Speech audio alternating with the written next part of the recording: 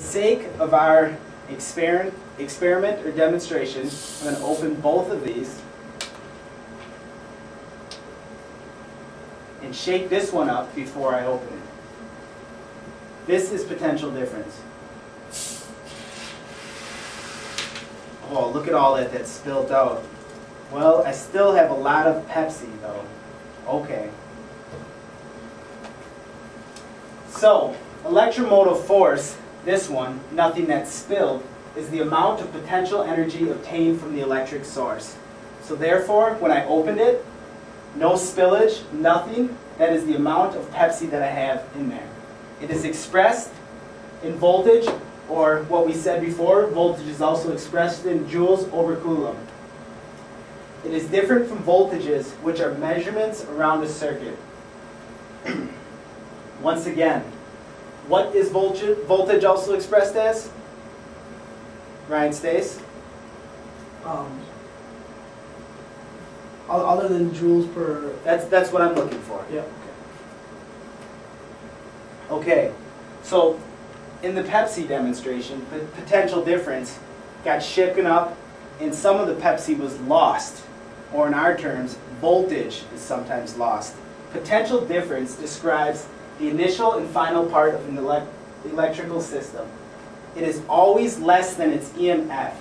Some reasons that stuff would spill out, as in this Pepsi, could be the wires lose some voltage, or resistors lose voltage, or LEDs can even bring down voltage. So, little mid-lesson review. Voltage is expressed in joules over coulomb. Other words, energy per unit charge. So, joules is the energy, coulomb is the charge. Energy per unit charge. And the two voltage applications that we just got done going over were Ohm's law, right Marcus? Mm-hmm. And conservation of energy, which the sum must add up to 0 as you go around the circuit. Electromotive force is the energy obtained. Potential differences is from moving to point A to point B. There's always going to be something that got lost. Like in this instance, some of the Pepsi got spilt and I wouldn't be able to drink it.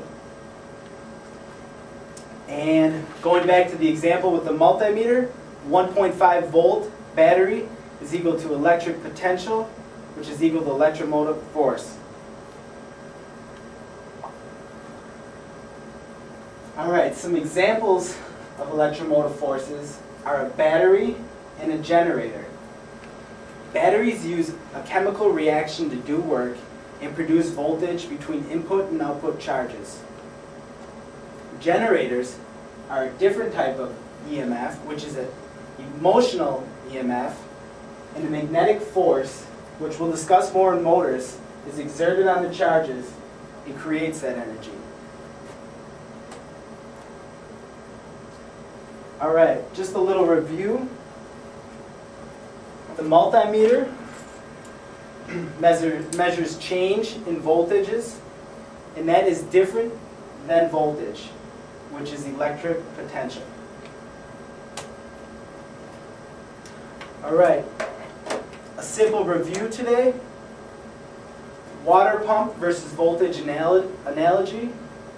The water pump brought in pressure, water at a low pressure, and spewed it out at a high pressure. And a battery brought in charge at a low pressure and pushed it out at a high charge.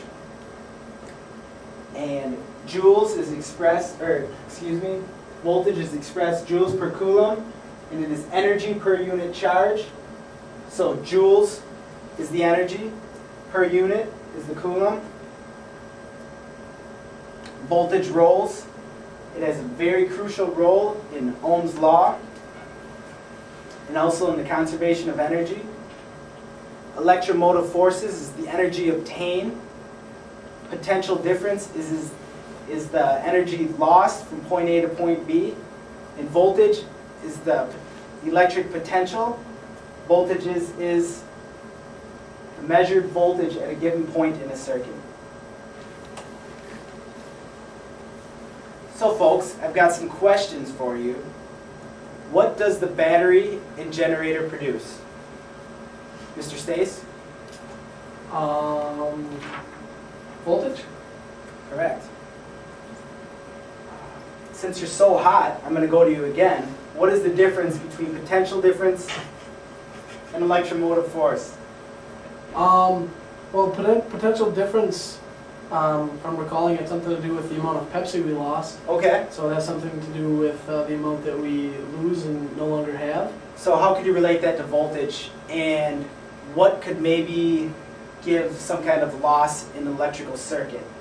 Just from your knowledge that you have. Would maybe a light bulb? Okay. Does that use some of it? Yep. So it's no longer there? Okay. Think about how energy travels, or voltage travels. It travels sometimes in a wire, correct? Yeah. Could the wire lose? Yeah, I would guess. Okay. And which Pepsi had the potential difference and which one was the EMF? Well, I have them labeled. So this is the potential difference and this is the EMF. And lastly, what does joules per coulomb represent? Andrew Mente? Some voltage. Very good. And energy, or voltage, is energy per unit charge. So just breaking that down, which one would be the energy? Voltage is energy per unit charge. Joules. Correct. And then unit charge would be? Coulomb. Very good.